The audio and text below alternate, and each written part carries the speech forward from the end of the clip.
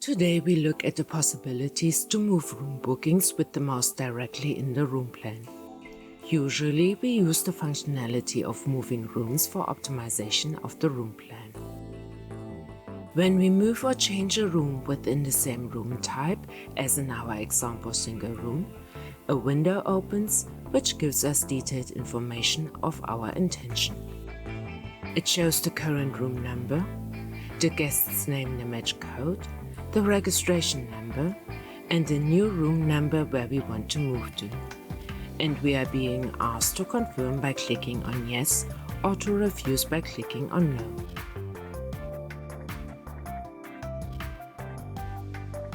When we move or change a room in the room plan, but the room type changes as well, a special warning is shown with the current used as room type and the new room type.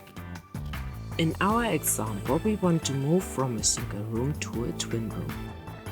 We now have the choice to either keep the existing room type used as, or to set the new room type as used as, which will have an effect on pricing, or to refuse any action by clicking on cancel. If we need to move a reservation to a room which is already booked, a special warning is shown with the possibility to swap or switch the rooms for the two reservations. Their current setup room type in the used as is kept for both reservations. The information window shows us again the detailed information of both reservation as the current room numbers, the guest's name and image codes, the registration numbers, and the new room numbers where we want to move to.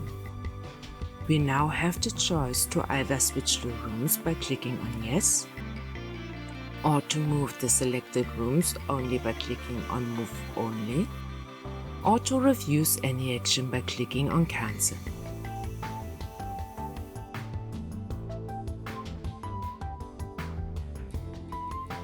A room booking of a guest that has already checked in cannot be moved. In that case, the window opens with the validation error.